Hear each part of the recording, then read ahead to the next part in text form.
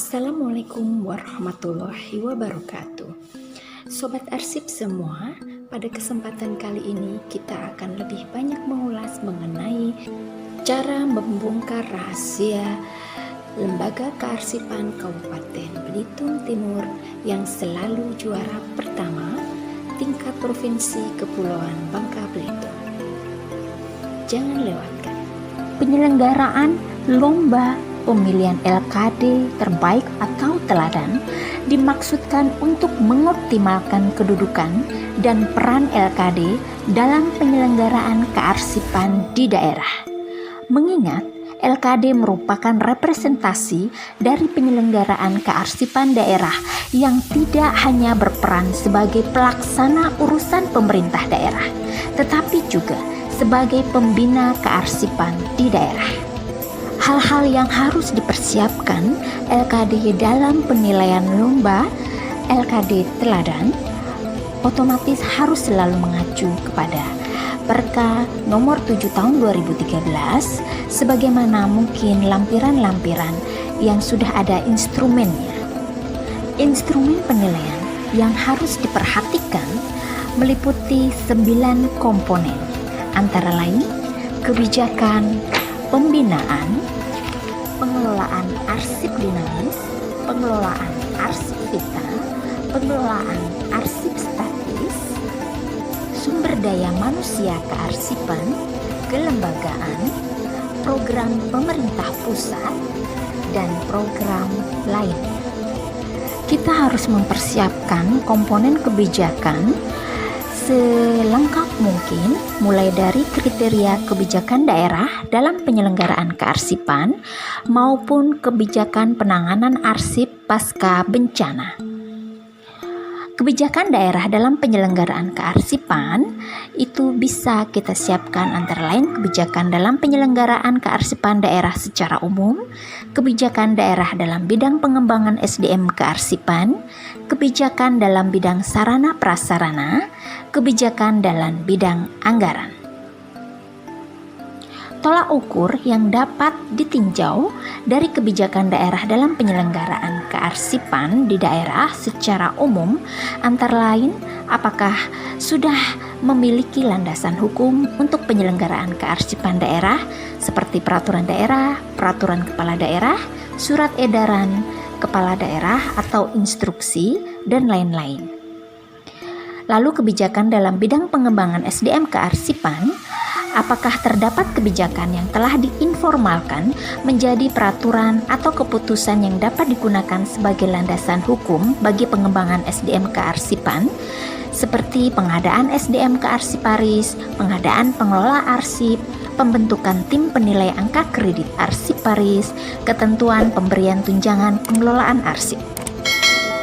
Lalu, kebijakan dalam bidang sarana prasarana, apakah di dalam LKD kita itu terdapat kebijakan yang telah diformalkan menjadi peraturan atau keputusan yang dapat digunakan sebagai landasan hukum bagi penyediaan sarana prasarana kearsipan, meliputi gedung, ruangan, peralatan.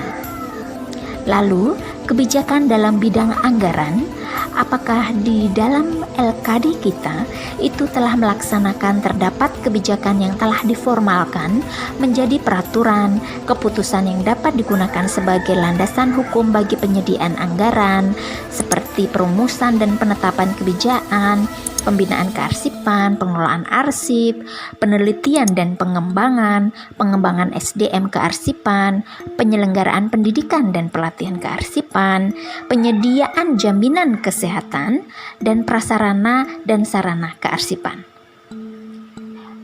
Lalu, apakah di LKD ada juga kriteria tentang pembentukan lembaga kearsipan daerah yang dimana kebijakan itu dapat diformalkan menjadi peraturan atau keputusan seperti pembentukan lembaga kearsipan daerah, badan mandiri atau badan bergabung dengan fungsi yang lainnya.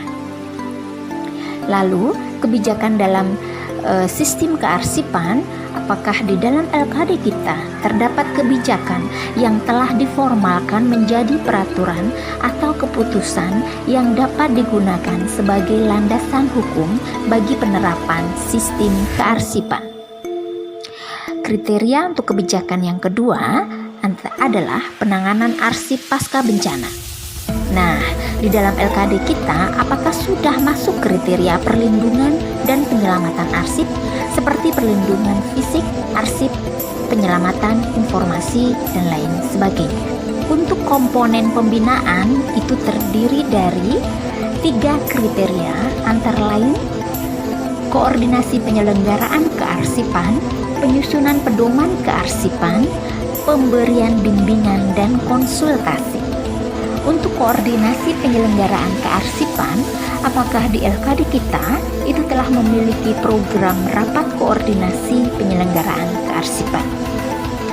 Dan untuk penyusunan pedoman kearsipan, hal-hal yang harus disiapkan adalah ketersediaan pedoman kearsipan yang dituangkan dalam peraturan kepala daerah, seperti pedoman tata naskah dinasnya, pedoman pengurusan surat, pedoman pola klasifikasi arsip, pedoman pemberkasan arsip, pedoman pemberkasan arsip aktif secara elektronik, pedoman pemeliharaan arsip aktif, sistem klasifikasi keamanan dan akses arsip, pedoman layanan peminjaman arsip aktif, JRA atau jadwal retensi arsip, pedoman pemindahan arsip inaktif, pedoman penataan arsip inaktif, pedoman pemberkasan arsip inaktif secara elektronik, pedoman pemeliharaan arsip inaktif, sistem klasifikasi keamanan dan akses arsip inaktif, pedoman layanan peminjaman arsip inaktif,